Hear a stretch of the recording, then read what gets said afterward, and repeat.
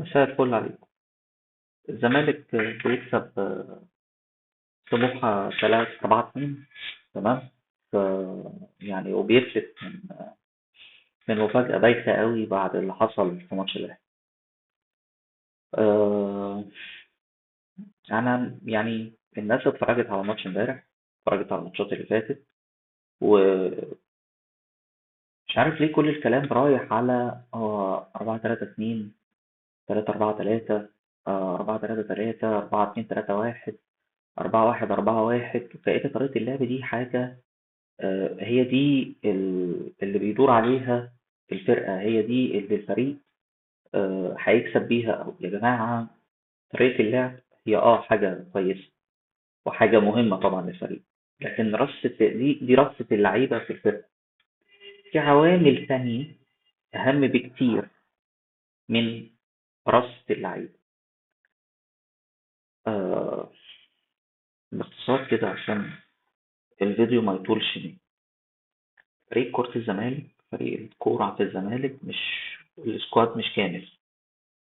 وبناء عليه وانت جاي بتحلل نادي الزمالك او انت جاي تتكلم على فريق نادي الزمالك، ما ينفعش تتكلم عليه آه، آه، ببساطة، او ما ينفعش تتكلم عليه زي كأنك بتتكلم على الكرة اللي انت عارفها في حياتك. ليه؟ لأن ببساطة انت لما هتيجي تطلع ناصر ماهر لاعب بيلعب في قلب الملعب وتنزل مكانه مصطفى شلبي، ده جناح وده لاعب بيلعب نص الملعب، طبيعي الفريق شكله هيتغير. اوكي، فانت هنا ما بتتكلمش في فريق عنده رفاهية انه يثبت طريقة لعب، اوكي، او حتى يثبت خطط. ففكرة ان انت تلعب بطريقة واحدة وثابتة طول الماتشات الجاية هو شيء مستحيل. بس ايه اللي بتسيره المفروض يعمله علشان شكل الفرقة يبقى ثابت، قوي، و... وما يبقاش فيه الهزة الدفاعية اللي انا كنت بشكك فيها او اللي انا كنت خايف منها في ماتش الاهلي. شوف، بيسيرو قبل ماتش الاهلي كان بيبتدي ماتشات مره بثلاثة ورا ومره باربعه ورا، وانا قلت قبل كده ان الثلاثه ورا شيء مهم جدا، تمام، وصحي جدا علشان عمر جابر، حرفيا عشان عمر جابر. وبصراحه مش عمر جابر بس، يعني عشان برضه ما اظلمش الراجل يعني، لكن عمر جابر وناصر ماهر ومصطفى شلبي وعبد الله السعيد، يعني كل الفريق عندنا ما عدا 4 لعيبة، هم اللي يعني أو 3 لعيبة يعني بالذات، هم دول اللي ماسكين نفسهم بدني ويقدروا يلعبوا عدد دقايق وعدد ماتشات متتالية ورا بعض بصورة منتظمة ومن غير إصابات عضلية. غير كده فكل اللعيبة اللي أنت هتشوفها في اللي أنت هتشوفها في النادي هتلاقيهم بيلعبوا ماتشين والتالت بيتصاب، وآخرهم ناصر منسي. أوكي. ف... فلو أنت ما اديتهمش عدد دقايق يا دوبك على قد البطارية بتاعتهم، على قد فترة الصلاحية بتاعتهم، هيتصابوا. وأولهم عمر جابر. أوكي، لأن عمر جابر هو أكتر لعيب مطلوب منه بدني، ده باختصار علشان الرايح جاي اللي هو مطلوب منه، ودي طبيعة المركز بتاعته يعني. عشان كده لو جه يلعب 4 ورا هتبقى مصيبة. عمر جابر يا جماعة هو الباك اليمين الوحيد في الفريق. ما نفرحش إن هو بيلعب ماتشات كويسة دلوقتي ويجي يتصاب كمان شهر إصابة كبيرة يغيب عنها لحد آخر الموسم، ونخسره في آخر ماتشات في الدوري، ونخسره في آخر ماتشات في الكاس، ونخسره في آخر ماتشات في أفريقيا. اديني بحذر من دلوقتي اهو. كونسبت ان انت عمال تضغط على عمر جابر في الحتة دي ما ينفعش. لازم عمر جابر يرتاح. عشان كده فكرة ان انت تلعب ب3 واحد يأمنه في ظهره، وان انت تضغط عالي من قدام، ان انت تلعب ب3 دي حاجة محترمة، لكن هي ناقصها شوية حاجات. فتعالى بقى نتكلم شوية في الجانب ده. طيب، نمرة واحد زي ما قلت في الأول، أنت ما عندكش رفاهية ان انت تثبت شكل خططي، لان زي ما قلت مثلا انت هتطلع ناصر ماهر وتنزل مصطفى شلبي، ومع الاسف الاثنين لعيبه انت ما تقدرش تمسك كواليتي لعب منهم في الماتشات. لكن اقدر اكد لك ان انت ممكن تبتدي بناصر ماهر في اول الماتش وتنهب بمصطفى شلبي. تقدر تعمل ده، بس ما تعكسش، يعني العكس غير صحيح. مصطفى شلبي ينهي الماتش زي ما عمل امبارح كده، انما مش العكس. آه، احنا مع الاسف فرقه انصاص، زي المسلسل بتاع رمضان كده النص. ليه سموه النص؟ هقول لكم ليه سمونا النص. انا هسمي فرقه الزمالك الموسم ده النص. الكونسبت ان انت آه، بخلاف حسام عبد المجيد، بنتايج سوبرمان، زيزو، وعبد الله السعيد لما بيلعب 8 متأخر، الأربعة دول هم دول اللي تقدر تعتمد عليهم 90 دقيقة بشكل مستمر. عبد الله السعيد لما بتطلعه 10 ويطلب منه رايح جاي والتحامات بيتصاب، انت ما ينفعش تلعب مع اللعبة دي، فلازم يبقى ورا عشان بس ايه، يبقى الموضوع. عبد الله السعيد دوره منظم هجمات بس. عبد الله السعيد ما تطلبش منه يدخل 18، ما تطلبش منه يشوط على جول، ما تطلبش منه يجري على الخط.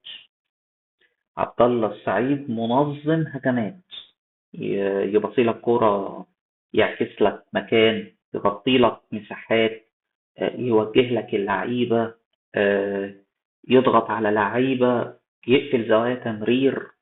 هو ممتاز في الحتة دي بتاعته. أي حاجة بره الكلام ده مش بتاعه. ما تجربوش، ما تخلوش يشوف الجهد البدني بقى اللي فيه تركيز عضلي جامد، لا ما تطلبش منه الحاجات دي. فدول 4 لعيبة من ال10 لعيبة اللي عندنا. الباقي كله انصاص. يعني ايه؟ يعني انا كده قلت لك حسام عبد المجيد وبنتايج ادي 2 لعيبة. التالت في الدفاع، يا حط بقى الونش، حط صلاح مصدق، حط احمد حسام، يعني براحتك حط واحد منهم ما عنديش مشكلة. الرابع هنا عمر جابر. وهنا التركاية، انا زي ما قلت من شوية، نمرة ان انت تلعب ب3 ورا شيء مهم جدا بالنسبة للمجهود البدني للعيبة. تمام. لكن في حل تاني انك تلعب 4-3-3 او 4-2-3-1، تسميها زي ما تسميها يعني. المهم يعني انك تلعب ب4 ورا. لو لعبت بطريقة الانصاص، لو سمحتوا لي ان انا اقولها بالطريقة دي، يعني ايه طريقة الانصاص؟ احنا مع الاسف لازم اللعيبة تبقى فاهمة ان عمر جابر زي ما قلت مش هيقدر يكمل ال90 دقيقة بطريقة مستمرة بالطريقة دي، بالذات لو هنلعب ب4 ورا. فالبديل بتاعه اكيد مش احمد محمود. مع الاسف البديل بتاعه شحاتة. انا قعدت افكر كتير في الحوار ده، وخسارة ان شحاتة يطلع من نص الملعب. لكن للموسم الثاني على التوالي احنا ما عندناش باك يمين غير عمر جابر، فاحنا ما عندناش اوبشن تاني. حتى لو لعبنا ب3 ورا فلازم عمر جابر يريح. عشان عمر جابر يريح فانت ما عندكش اوبشن غير يا صلاح مصدق يترمي يمين، يبقى باك يمين متأخر شوية، مش لازم يأدي أدوار هجومية، أنت قدام زيزو فتمام يعني. أو صلاح مصدق ممكن يساعده شوية، وساعتها الونش هو اللي هيلعب مدافع يمين أو مدافع تحت يعني. آه، أو إن أنت تحط بقى شحات، دي تبديلة في الدفاع يعني. فدي كده أنت لو لعبت 4 أو لعبت 5 في الحتة اللي ورا فده تمام. نفس الوقت تقدر تحط محمد حمدي بديل لبنتايج في عدد محدد من الدقايق. ومحمد حمدي طبعا يعني هنقول الولد بيفكرني بإسلام، مش فاكر اسمه، إسلام جمال تقريبا، كان بيلعب من كام موسم كده معانا. كان برضو وينج يمين وبنلعبه باك شمال وبيلعب في نص الملعب، كنا بنلعبه في كل حتة. فمحمد حمدي نفس الكلام كده، رغم ان الولد ده كورته كويس، مش اعلى حاجة، بس الولد كورته كويس. اجي لنص الملعب، عبد الله السعيد طبعا اساسي، لكن فتوح لازم ياخد مكانه في دقائق معينة من الماتشات، لان هو فتوح بعد كده هو اللي هيكون الركيزة الاساسية للزمالك والمنتخب مصر في الحتة دي، في منظم الهجمات ده. لازم يكون عندنا لعيب منظم هجمات ورا، اللعيب اللي بيقدر ينقل لك اللعب من ورا لقدام ويحافظ لك على الكورة ويحرك زمايله، يعني مدرب جوه الملعب. ففتوح لازم ياخد دقايق من عبد الله السعيد، منه انه يريحه ومنه ان هو يعني يستلم الرايه بعد كده. اتمنى انه يكون قد الموضوع ده. زيزو ربنا يحميه، ما هو ملوش بديل فخلاص. وزي ما انا قلت قبل كده، زيزو بروفايل مش وينج يمين، زيزو بروفايل 8 يمين. لكن احنا في موسم استثنائي بالنسبه لسكواد الزمالك، فانا ما عنديش اوبشن غير انه يلعب في الحته دي، وما عنديش باك يمين طاير زي بنتاج الناحيه الثانيه، فانا خلاص تمام قوي ان انا العب زيزو باك وينج يمين، ما عنديش اوبشن. والله عايزين نجرب محمد حمدي باك يمين، يا ريت بسيرو يجرب دي، ولو ان الموضوع ده هيبقى صعب شويه بدل محمد شحاته يعني. الوينج باك، الوينج الشمال صلاح، قصدي مصطفى شلبي وناصر ناصر ماهر، مفيش اوبشن غيرهم، ما عندناش غيرهم اصلا. واحد بيضم لجوه ويبقى 10، والتاني طرف.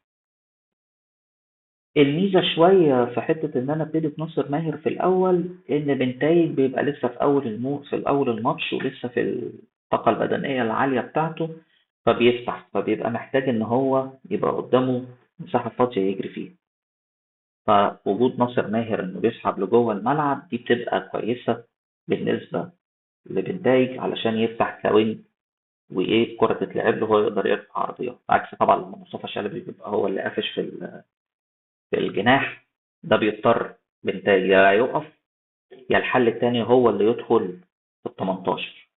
وده حل كويس على فكرة، أنا نفسي بنتايج يبتدي يشتغل في الحتة دي، ودي حتة هتفرق معانا قوي، إن بنتايج يقطع جوه ال 18، لأن دي المأساة اللي عندنا أصلا. إحنا ما عندناش حد بيدخل جوه ال 18 عشان يدخل جوان. سيبك من الأربع أجوان اللي إحنا دخلناهم إمبارح، أنت لو شفت الأجوان اللي دخلناها إمبارح مأساة. لا مأساة. ما تفرحش بأربعة، أنا ما بفرحش بالفرص، أو ما بفرحش بعدد الأجوان. شوف الاجوان لما دخلت، احنا كان عندنا كام واحد جوه ال 18 وكانوا واقفين ازاي، وكانوا ممكن يدخلوا جوان ولا لا، والكرة لما اتلعبت فين وازاي. يعني جون مصطفى شلبي اللي دخل كان الجزيري قاطع، بس الجزيري ما وصلش للكورة. والجزيري لو كان وصل للكورة كان هو اللي دخلها. انما الحقيقي ان المدافع هو اللي وصل للكورة، ولو ما كانش المدافع كان الجون هو اللي هيمسكها، الجزيري ما كانش هيمسكها. والجون الاولاني يعني الجزيري من الالف للياء. الجون التالت لولا الشوطة اللي اتشاطت دي، وانا قلت كذا مرة ده حل لازم الزمالك يشتغل عليه، لان احنا عندنا مشاكل كتير قوي في هيكلة الفرقة. فاحنا ما عندناش سكند سترايكر عشان نلعب كور عرضية. فانا مش عارف ليه بيصيروا مصر ان احنا نلعب كور عرضية كتير. يعني احنا على طول في الخمسة الأطراف عندنا بتروح فاتحة ونلعب كرة عرضية. كمان احنا ما عندناش حد يلعب كرة عرضية، ما عندناش حد نلعب له كرة عرضية. نيجي بقى لآخر نقطة، وهي رأس الحربة.